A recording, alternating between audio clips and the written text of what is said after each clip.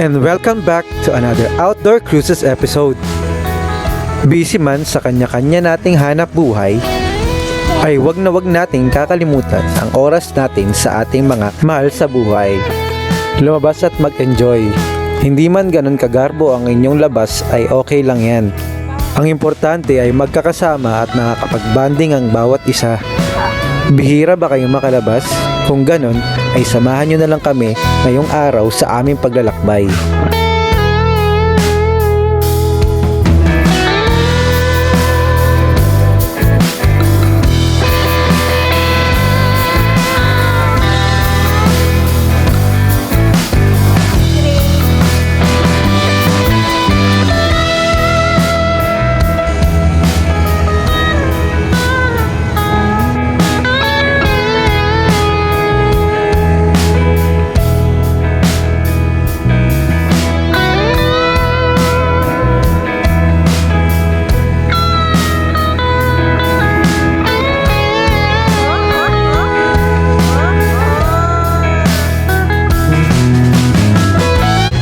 Ngayong araw ay may pupuntahan tayo sa San Mateo na isang hindi pa ito masyadong kilala na campsite napuntahan na rin namin to nung nakaraan pero hindi namin yung na-vlog.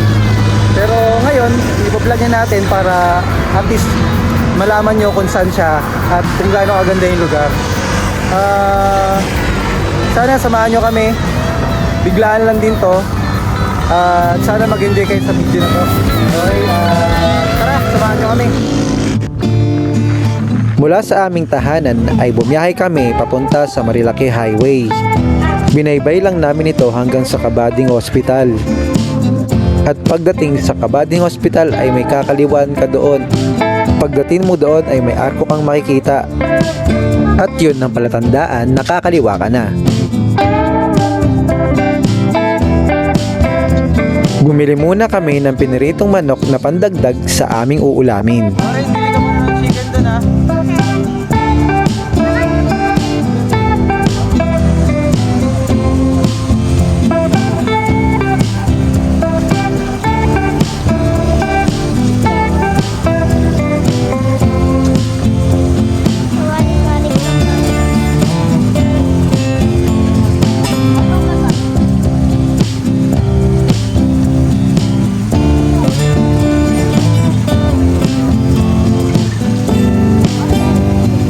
Maya-maya pa ay nakapili na kami at bumiyahe na ulit.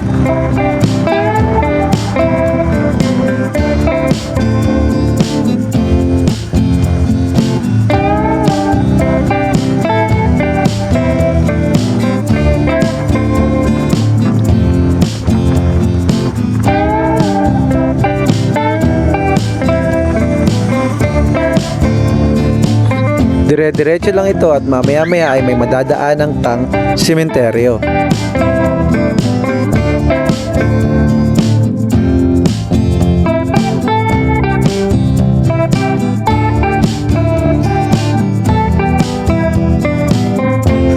Bumili na rin kami ng mga maiinom para sa mga bata.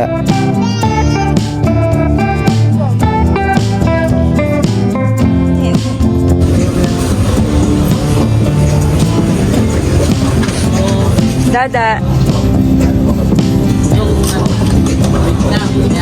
At syempre, bumili na rin ako ng mga lulutuin natin para sa pananghalian. Pagkatapos ay dali-dali na rin tayo ulit na bumiyahe para hindi tayo hapunin sa ating pupuntahan. Dahil ngayong araw ay hindi naman tayo mag-overnight. Tatambay lang tayo at kakain at syempre, lalanghap tayo ng sariwang hangin sa ating pupuntahan.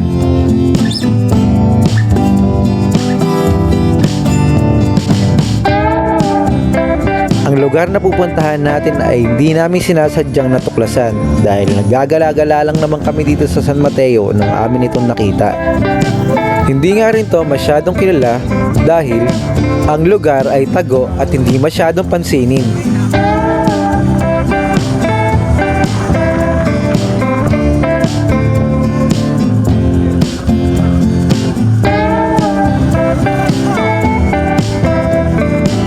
Mula nga sa kalsada ay may kakaliwaan kang rough road.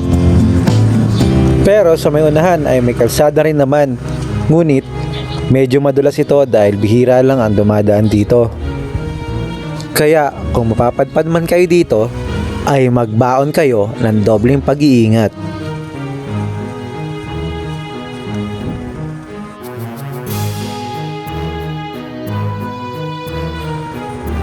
Maikli lang naman ang kalsadang papasok. Yun nga lang ay sobrang tarik nito.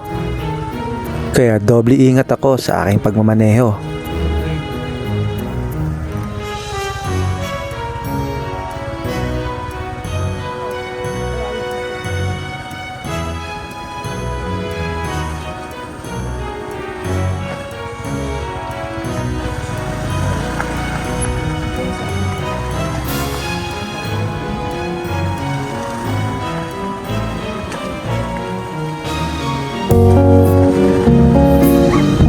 Maya-maya pa ay nakarating na rin tayo sa ating destinasyon.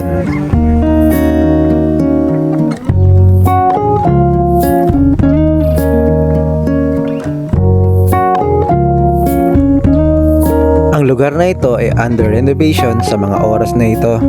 Pero nagpaalam tayo sa may-ari na magluluto at kakain lang naman tayo. At nagpapasalamat kami dahil pumayag naman sila.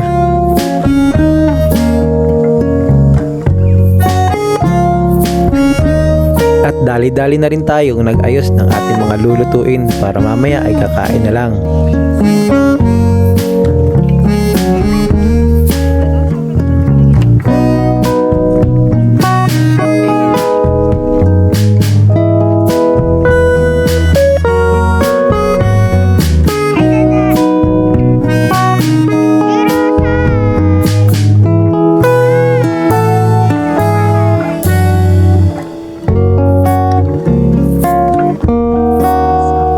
Hinayaan ko muna makapaglaro ang mga bata at kami naman ay abalang-abala sa pagluluto. Sa sobrang pagmamadali pala namin kanina sa aming pag-alis ay nakalimutan pala namin ang kalan namin. Kaya naghanap ako ng kahoy para yun na lang ang gagawin namin pangluto. Buti na lang ay dala ko ang butane namin at yun na lang ang ginamit kong pampaapoy sa mga kahoy. Kumuha na lang ako ng mga kahoy sa mga gilid at nagpaalam ako sa may-ari kung pwede bang kunin ko iyon at pumayag naman sila at nagpasalamat naman din ako.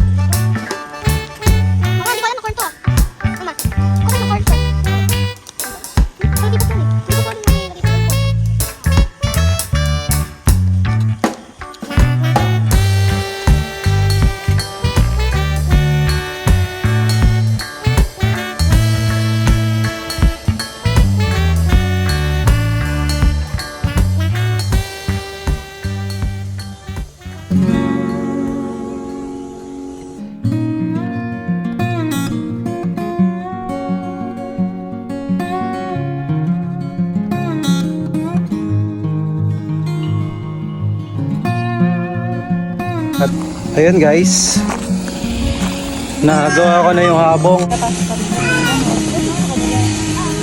Ito nga palang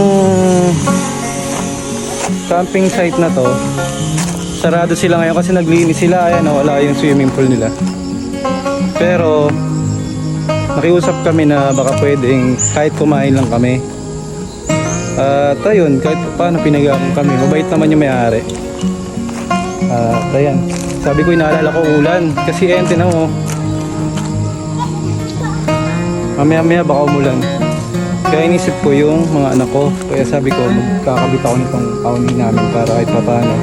Umulan man, meron kami masisilungan. At sikasa muna kami, mamaya kabalik tayo.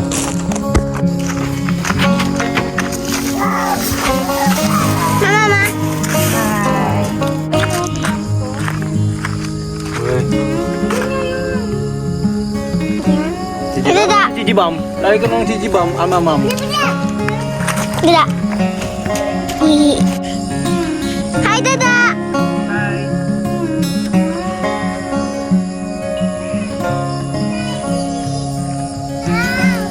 Hi.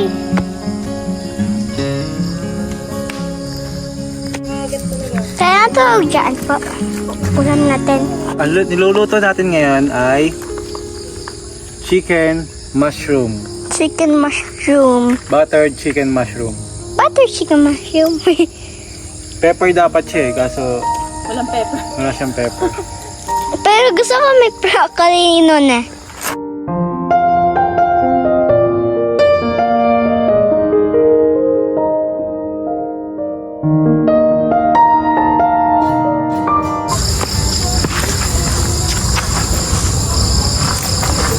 At ngayon, nandito tayo sa Villanica, San Mateo, Rizal.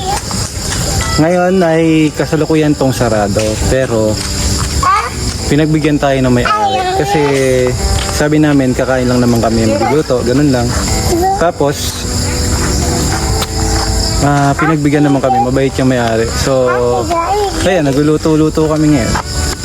Ngayon habang inaantay namin maluto yung pagkain, pinapatuyo ko na lang yung sabaw para maging sarsa siya. May merienda muna kami. So, checkin nyo muna yung kapaligiran. I lay down and I play dead and I stay dead. Maybe you'll get sick of being the monster out of my head, under my bed. Think you're something out of my nightmares. Standing right there. But if I lay down and I play dead and I stay dead, then will you get bored of killing me? Silhouettes of you are like a taunt. Napakasaya lang isipin na kahit hindi man kami ganong karangya ay nagagawa namin ng mga gantong bagay. At sinisigurado kong gagawa pa rin kami ng mga memoryang katulad nito. Hindi man tayo perpekto at wala man tayong mga gandang bahay o sasakyan, pero sinisigurado kong hindi ito mananakaw ng sino man dahil dadalhin ko ito sa aking pagtanda. Palarin man tayo o hindi, ang pinagdadasal ko lang ay ang kaligtasan at kaligayahan ng bawat minamahal ko. Kaya ang parating laging hiling kundi ay kaligayahan at laging magkasama.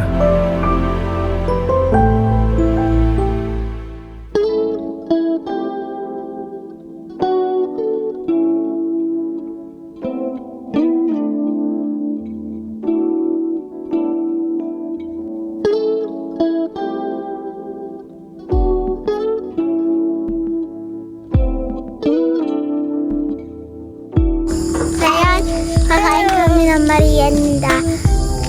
Kain po.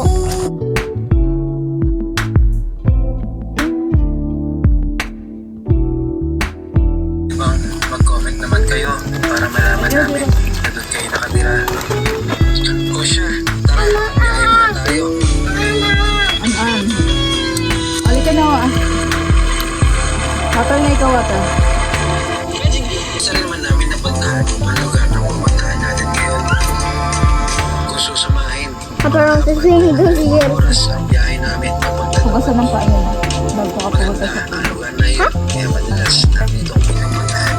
May mahabang tuloy din pala tayo. Maya-maya pa ay kumain na rin kami dahil maluto na rin ang aming ulam. Kain na kami, Ray. Hi guys. Kain na kami. Sarap. Walang rain. Na, may kuwan to. Kailangan ako. Sino mo may kalaw? 36, 37, 38. Tara, kain na po tayo. Pagkatapos namin kumain ay nagdali-dali na rin kami nag-impake at umalis dahil baka abutan kami ng dilim dito.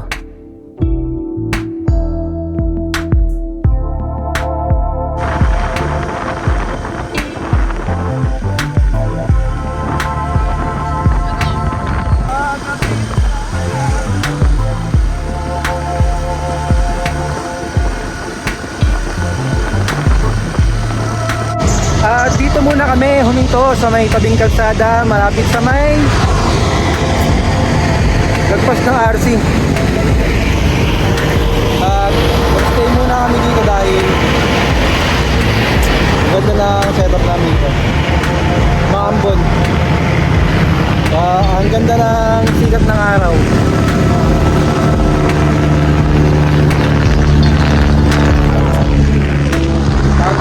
Tambay muna kami dito. Medyo maambon pero okay lang. Ito yung setup namin dito.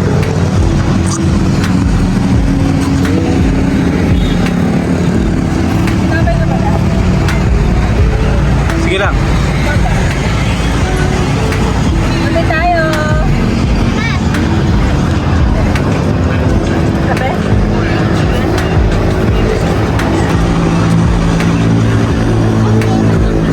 Nilagay ko yung haunin ko dito. Pansamantala lang ba? Kasi maambon. Nandito na rin naman kami. Sabi ko, thank you. Panindigan na natin. Tambay na muna tayo dito, di ba? At least di maambonan yung mag-ina. Pero wag lang masyadong malakas kasi yung ulan, sigurado masisira yan. Importante lang, hindi sila maambonan. Diba?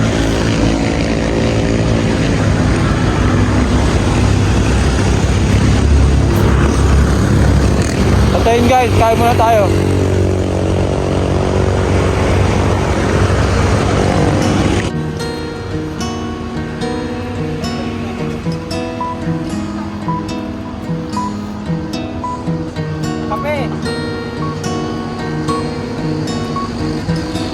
In-enjoy na lang din namin ang pagbaba ng araw habang nakatambay kami dito. Mas masaya pa para sa amin na tumambay sa mga gantong lugar kaysa pumunta sa mga mall. Mas na-enjoy namin ang mga gantong pagkakataon dahil nakakapag-usap at nakakapagkwentuhan, pati na rin nakakapag-banding kami ng aking mag-iina.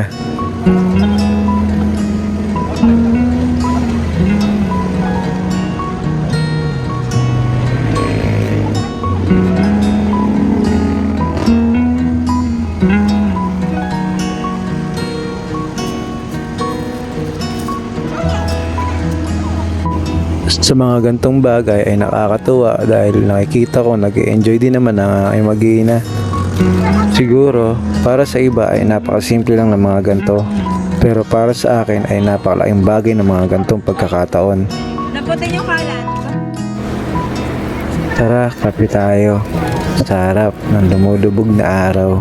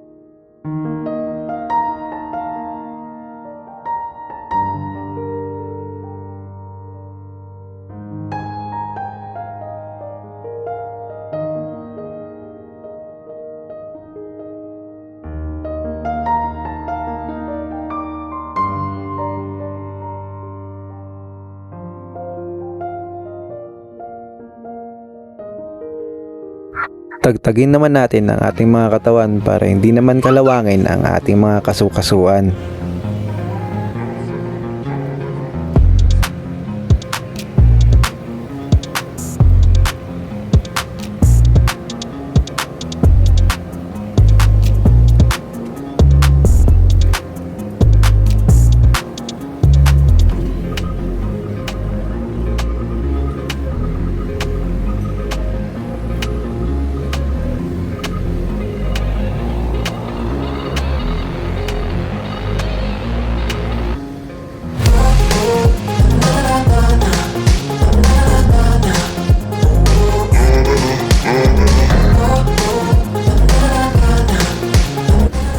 Pagkatapos ko ang itagtagin ang aking katawan ay maya maya ay talaga namang dumilim na.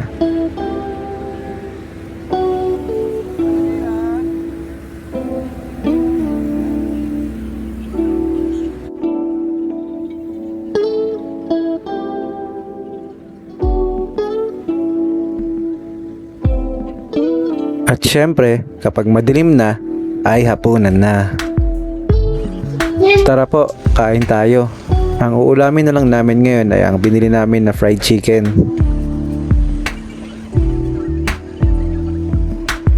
Habang kumakain tayo ay sasamantalayin ko na ang pagkakataon. Isa-shoutout ko lang po pala yung mga nag-comment at syempre yung mga nag-subscribe sa amin dun sa last na video at vlog namin. Maraming salamat pala sa inyo. Shoutout po pala kay S. Wonder at syempre sa pinsan ko si Charles Salboro. Salamat po pala sa suporta nyo. Kay Campaholic, salamat po sa pag-subscribe. Kay Ma'am Tess Montenegro 1926, salamat sa pag-subscribe and more blessing din po sa inyo. Shoutout kay One Episodes and shoutout din kay Kuya Twinser. And shoutout din kay Kerjen Vibes. Maraming salamat po sa mga bagong kaibigan. At syempre, shoutout din kay Renz ADB 2025. Maraming salamat po sa suporta nyo. Sobrang nakakataba ng puso sa mga simpleng comment nyo lang. At syempre, salamat din sa mga subscriber namin. Salamat dahil napapansin nyo ang aming munting video. At sana po, huwag kayong magsawang manood ng aming mga vlog. Hindi man kami ganun kalaking vlogger, pero sa susunod ay mas gagalingan pa namin. At sana panoorin nyo pa ang mga susunod namin mga video. Sana dyan lang kayo palagi. At dahil sa inyo, mas ginaganahan kaming gumawa pa ng maraming video. Mula po sa puso ng Outdoor Cruises family, maraming salamat po sa inyo. Lagi nyo pong tatandaan, God is good all the time.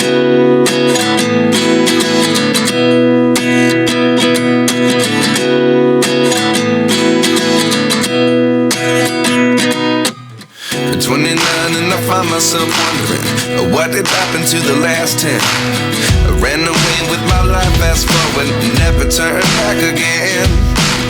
It's kind of funny that the more we pass time, the more we need to set them rewind. And 19 was the year I had to leave you, but now I'm seeing all the signs. Is this really happening? I can't believe it's true. I'm just as surprised as you. Is this really happening? I can't be too sure, but one day I'll be yours again.